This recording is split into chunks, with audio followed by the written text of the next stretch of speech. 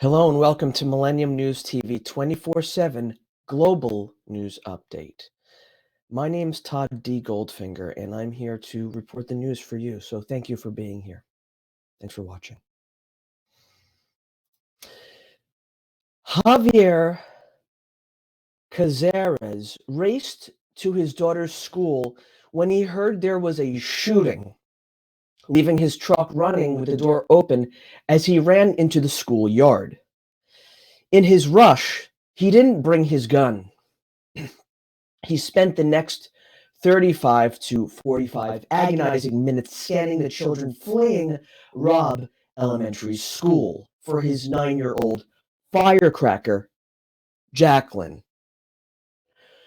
All the while, he yearned to run in himself and grew increasingly agitated, along with other parents, that the police weren't doing more to stop the teenage gunmen who holed up in a classroom killing children. Next news. In 2013, the first of more than 200 workers who labored to clean up the nation's worst coal ash spill filed a suit against the contractor, blaming Jacobs Engineering for illnesses they believe were caused by exposure to heavy metals and radioactive particles in the ash.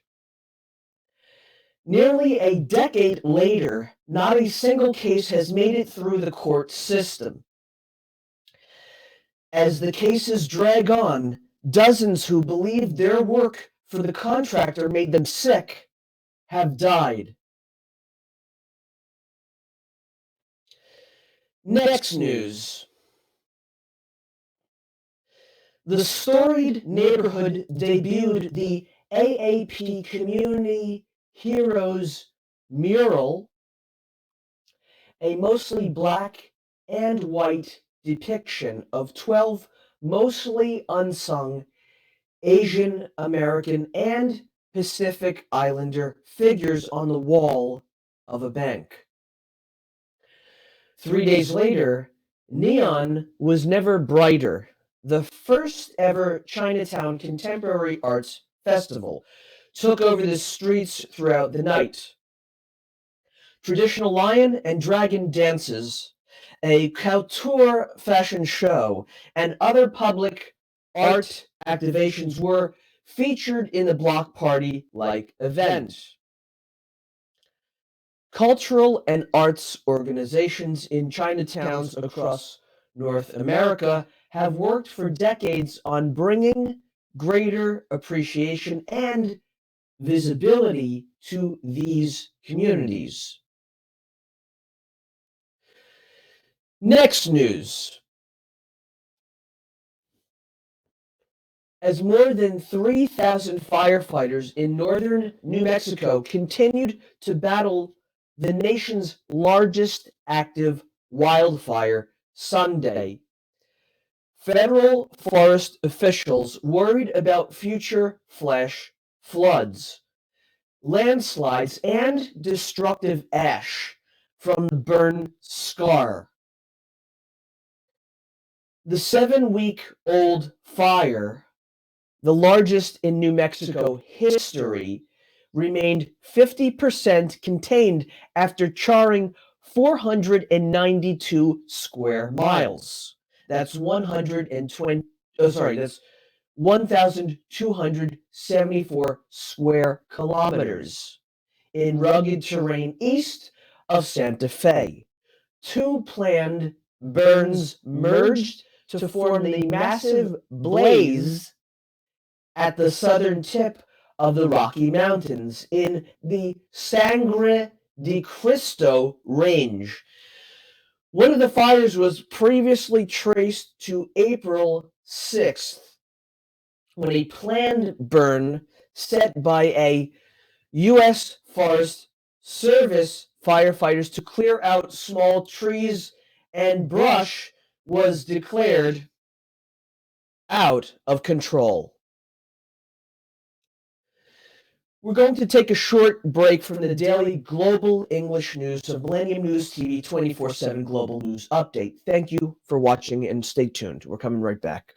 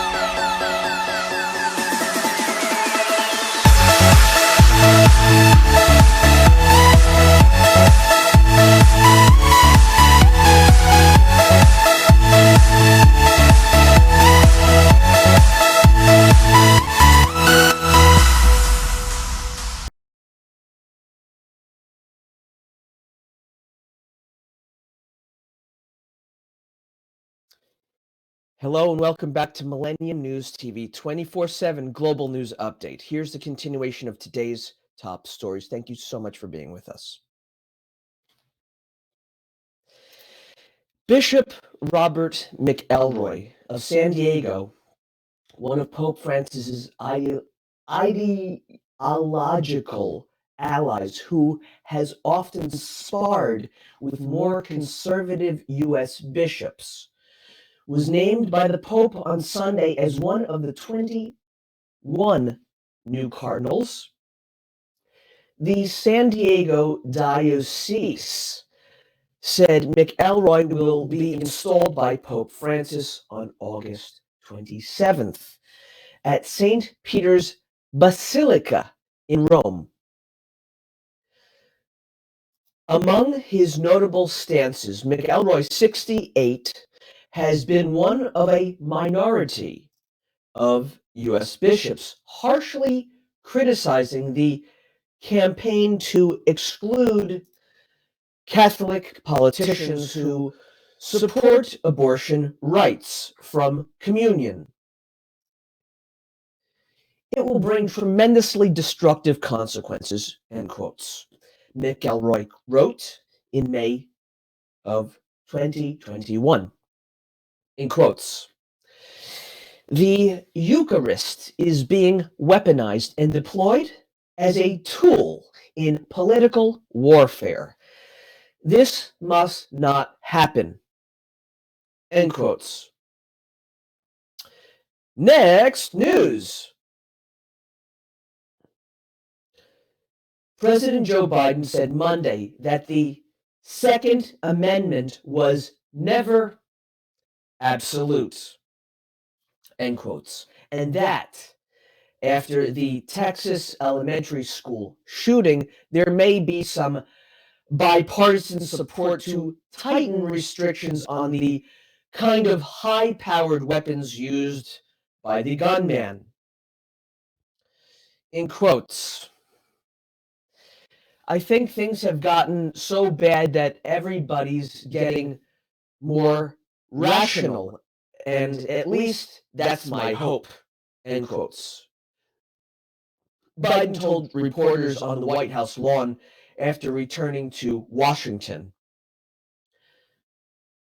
His comments came a day after the president traveled to the shattered Texas community of Uvalde, mourning privately for 3+ hours with anguished families grieving for the 19 children and 2 teachers who died in the shooting. Faced with chants of "do something" as he departed a church service, Biden pledged, "We will." Next news. Till morning, a Texas mass shooting. Democrat Beto O'Rourke gave his long shot campaign a jolt by imploring a national audience that it was finally time for real action to curb the proliferation of high-powered guns in his home state and across America. That was 2019. And the former congressman was running for president when he declared during a debate, in quotes, "Hell yes, we're going to take your AR-15, end quotes. Weeks after a gunman targeting Mexican immigrants killed 23 people at a Walmart in O'Rourke's native El Paso. Last week, following the massacre of 19 elementary school students and 2 teachers by an 18-year-old man with an AR-15 style rifle in Uvalde, Texas. O'Rourke, now campaigning for governor, again briefly seized the national political spotlight. Next news. The Justice Department said Sunday it will review the law enforcement response to the Texas school shooting. An unusual federal look back prompted by questions about the shifting and, at times, contradictory information from authorities that have enraged a community in shock and sorrow. Department spokesman Anthony Coley said the review would be conducted in a fair, impartial, and independent manner, and the findings would be made public. The announcement came as President Joe Biden was visiting Uvalde, Texas, where he and First Lady Jill Biden, or Dr. Jill Biden, paid their respects at a memorial to the 19 school students and 2 school teachers killed at ROBB Elementary School on Tuesday. We're going to take a short break from the daily global English news of Millennium News TV 24/7. Please stay with us. Thank you.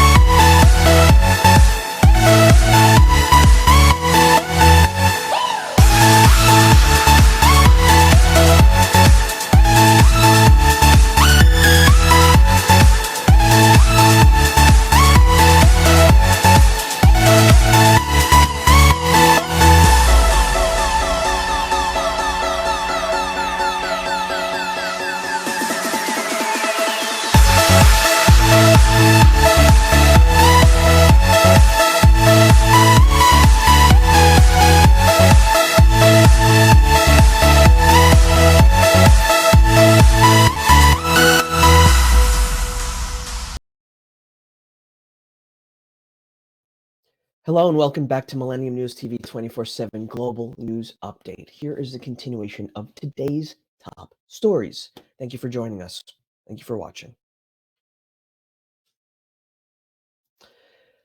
Paul Pelosi, the 82-year-old husband of U.S. Speaker of the House Nancy Pelosi, was arrested this weekend on suspicion of DUI in Northern California.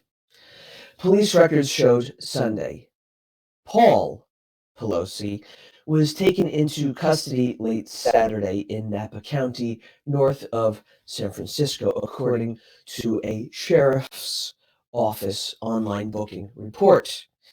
He could face charges including driving under the influence and driving with a blood alcohol content level of 0.08 or higher, the report said. Pelosi's bail was set for 5,000 US American dollars for the two misdemeanors. Records showed. No other details were immediately available. California Highway Patrol Officer Andrew Barclay said more information would be released later Sunday. Next news. Russian troops pushed farther into a key eastern Ukrainian city and fought street by street with Kiev's forces Monday in a battle the mayor said has left the city completely ruined and driven tens of thousands from their homes. Military analysts painted the battle as part of a race against time for the Kremlin, which they said wants to complete its capture of the industrial Donbass region before more Western arms arrive to bolster Ukraine's defenses. Weapons from the West have already helped Kiev's forces thwart a Russian advance on the capital in the early weeks of the war.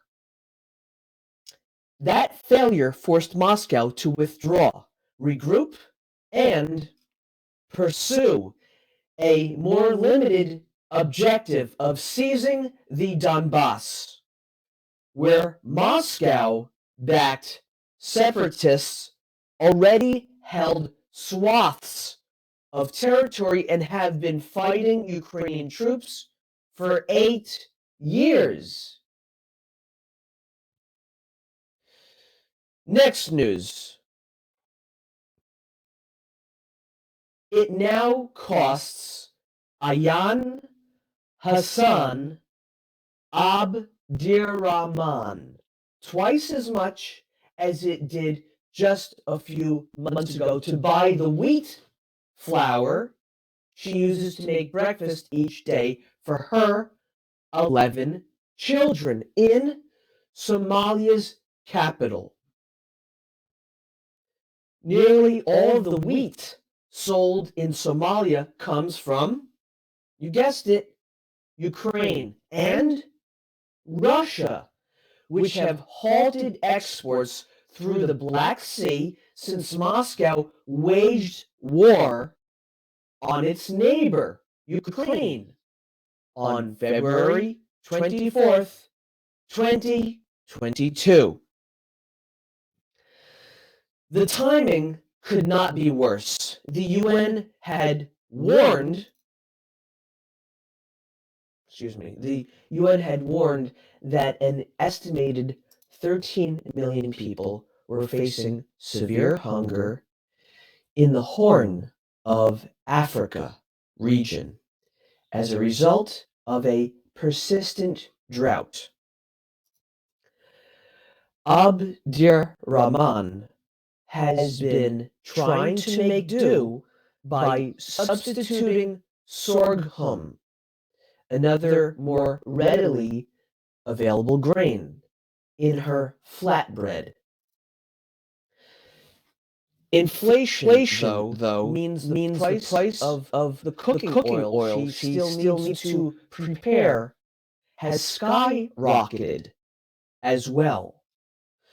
A jar that once cost $16 is now selling for $45 in the markets of Mogadishu.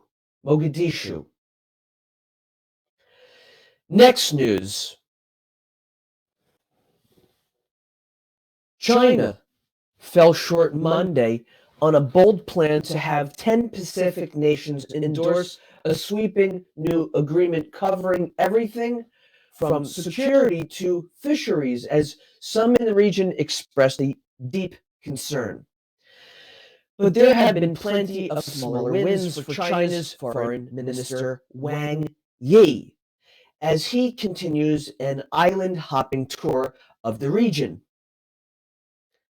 Wang was in Fiji to co-host a key meeting with the foreign ministers from the 10 island nations. At an unusual news conference afterward, Wang and Fijian Prime Minister Frank Bainimarama spoke for about 30 minutes and then abruptly left the stage as reporters tried to shout out questions. Excuse me. That left many details of what transpired at the meeting undisclosed. But it was clear the nations hadn't endorsed China's plan. We're going to take a short break from the daily global English news of Millennium News TV 24/7. Please stay with us. Thank you so much.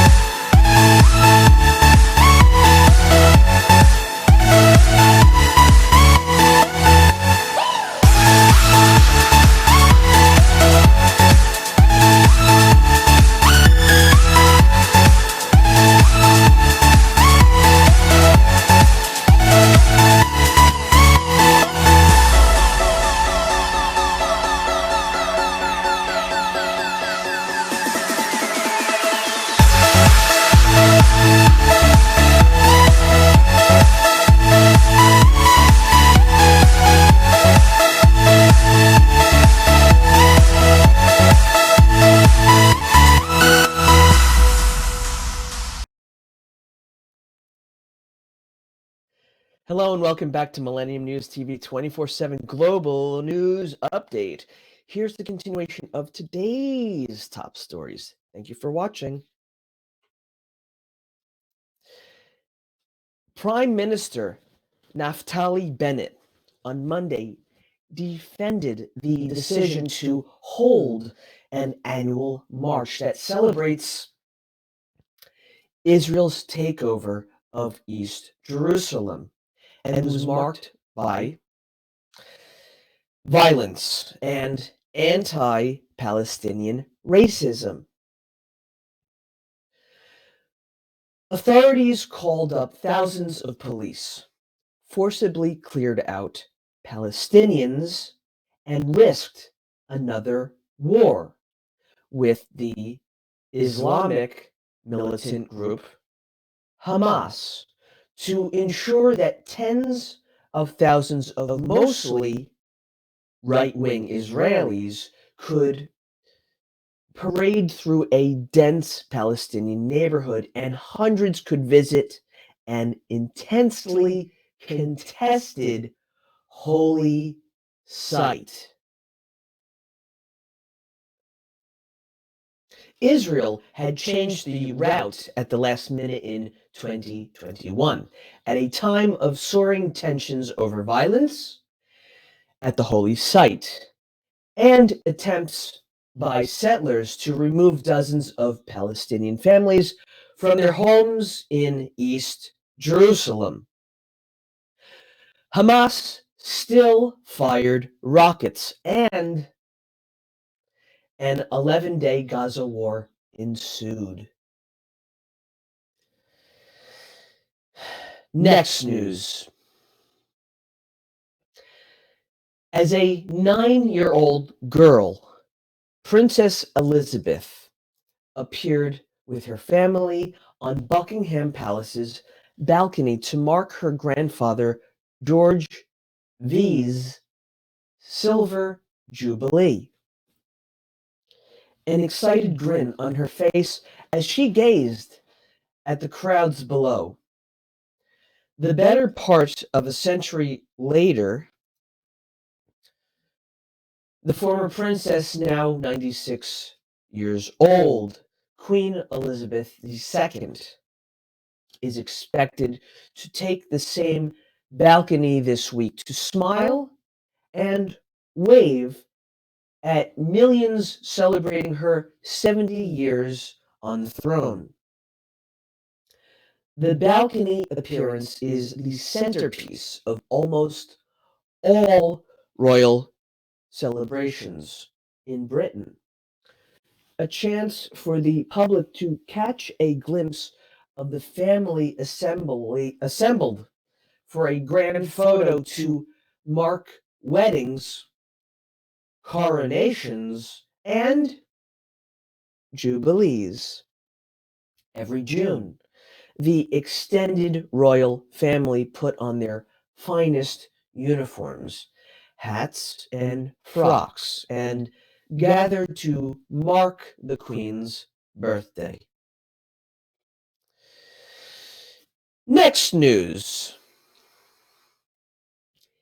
Ime Udoka and Steve Kerr played for Popovich of the San Antonio Spurs. Both served as assistant coaches under him, and neither makes any effort to hide the affinity they have for the NBA's career victory leader. And now, Udoka and Kerr are about to go head to head in the NBA Finals. The title matchup is set. It'll be Udoka and the Eastern Conference champion Boston Celtics facing Kerr, and the Western Conference champion Golden State Warriors, a series that begins Thursday night in San Francisco. The teams split their two regular season meetings, each winning on the other's home floor. Next news.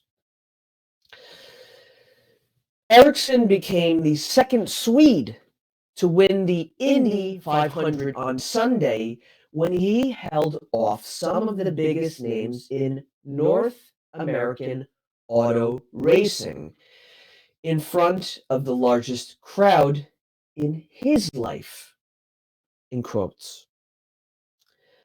It's the biggest race in the world, end quotes, said Eriksson, who called it his biggest victory, in quotes, by a million miles, end quotes. The 31-year-old showed up in an Indy car, something of a mystery in 2019, following 5 unremarkable seasons in Formula One. He'd worked his entire life to make it to the top level of motorsports, then washed out winless. Not even a single podium finish.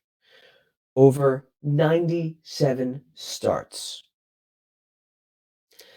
He didn't exactly dazzle in his first season in North America, either. Eriksson was cut loose from his first IndyCar team after just 1 year. Then bought a seat at Chip Ganassi Racing. He made sure to note it when he said, in quotes, winning the Indy 500. It's not bad for a pay driver, end quotes, and has made steady strides in his 36 races with Ganassi since 2020. It was a great year. Thank you for watching. This has been the Daily Global English News update of Millennium News TV 24/7. Please log in to get the latest news, views, and editorials on all of our social networking sites. That means Facebook, Twitter, Instagram, and even TikTok. On TikTok, we are Millennium News 24. Also on our YouTube channel. Our YouTube channel is News Channel M24. Viewers now on both network broadcasting, Android, and iOS devices, Apple TV, Roku TV, Amazon Fire TV. Also, all smart TV platforms. Please enjoy our entertainment, our latest news, views, and current events. Our Millennium TV apps, Millennium TV USA Android, Millennium News Google, www.millenniumtv24.com.